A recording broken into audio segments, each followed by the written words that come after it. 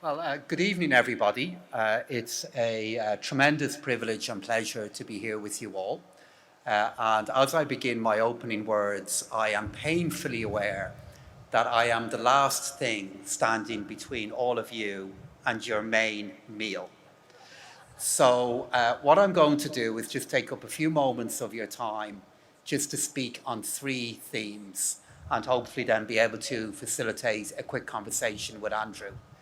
I want to build upon what Minister Stokouris has said regarding the performance of the Greek and European economy. Secondly, I want to offer an explanation as to why this growth is taking place.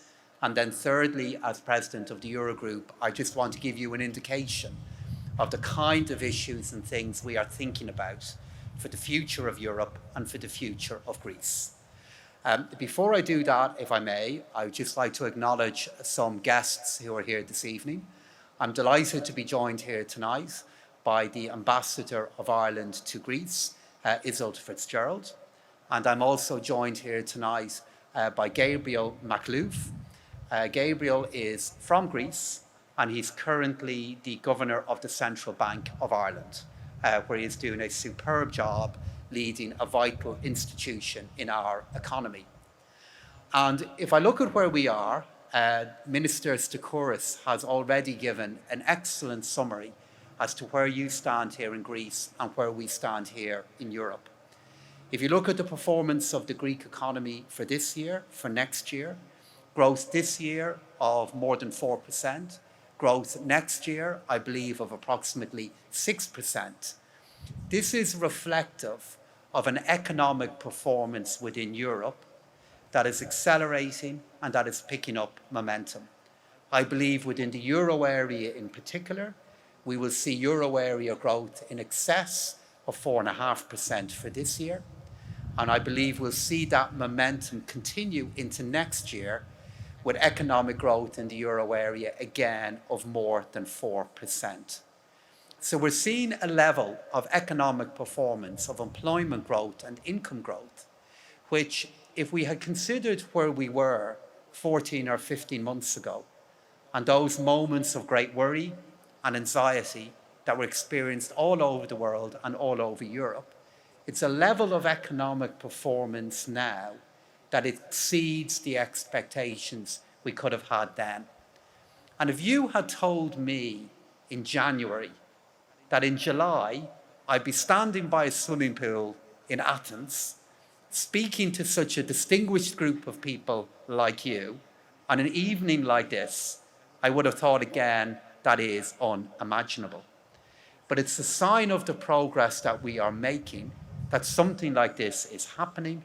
And of course, it's a particular pleasure to be here in Athens as you celebrate the 200th year of the beginnings of your journey to independence and to the modern Greek state. So that leads me on to my second theme regarding why we are where we are now. And I believe there's a very strong reason for that here in Greece, and I believe there's an equally strong reason for that in Europe. If I begin with Europe, the case I'd make to you here this evening is that the response of Europe showed our solidarity. The European project is based on interdependence. It's based on connectivity. It's based on the concept that if you're living in Dublin or living in Athens, we've far more in common than we have that we differ on. We share more than will ever separate us. And we faced a disease that used that same connectivity and that same interdependence to cause hurt, to cause pain, and tragically for too many, to cause death. So this was a challenge that the European Union, in its darkest moments of last April and May, we recognised. And I remember being in the meetings with your finance minister in Brussels, and then meetings that, because they were happening virtually, did not take away from the scale of them. When we realised what was at stake, and we realised what could happen to our union, to our project, to our home, if this disease and the economic effects of the disease were not challenged. And at a European level, the decisions were made to create a foundation for a collective response.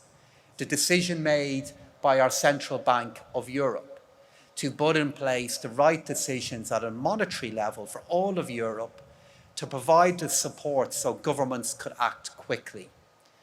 The decision that was made in the European Commission to put in place new programs, new ways of funding, wage subsidy schemes to allow governments to support those the most who needed help the quickest.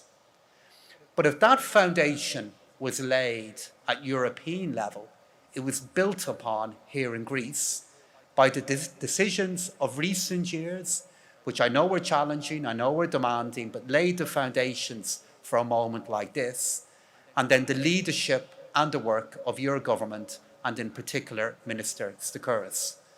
And I want to recognise here this evening that the leadership of Christos at such a challenging time made such a difference, I believe, to your economy and to its prospects. And I also want to acknowledge many of his officials who are here this evening from the Ministry of Finance of Greece, who I know will have worked so long and so hard to respond back to this challenge on your behalf. But it is a challenge that we are rising to collectively, which leads to my final and concluding point, which is the future.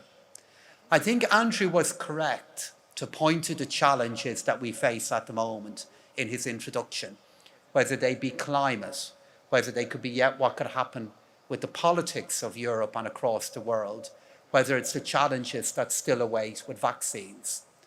But look at where we stand now with vaccines. 16, 17 months ago, these vaccines didn't exist. We're now in a place here in Europe that 65% of European citizens have received at least one vaccine. And in a few months' time, Europe will take its place as the leading global exporter of vaccines to the rest of the world. That's the progress that we've made. It reminds us of the progress we can yet make. And within Eurogroup, the particular areas that we will be reflecting on will be what will be the future of budgetary policy as we aim to turn a rebound into a recovery that can help more and lift more. We'll be thinking about the digital future of the euro, and we'll also be looking at what steps we finally need to make to complete our banking union. So a huge amount to do. But I'm really conscious, again, to go back to a theme that Andrew introduced, that of course today is the first day of the Olympics and the birthplace of the Olympics.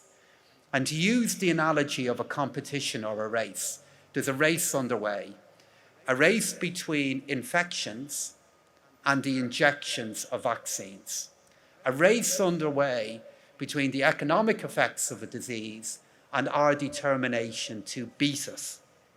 And I'd make the case to you here in conclusion that our efforts in the last 15 to 16 months should give us confidence, not just about our ability to complete this race, but about our ability in Greece and in Europe to win it.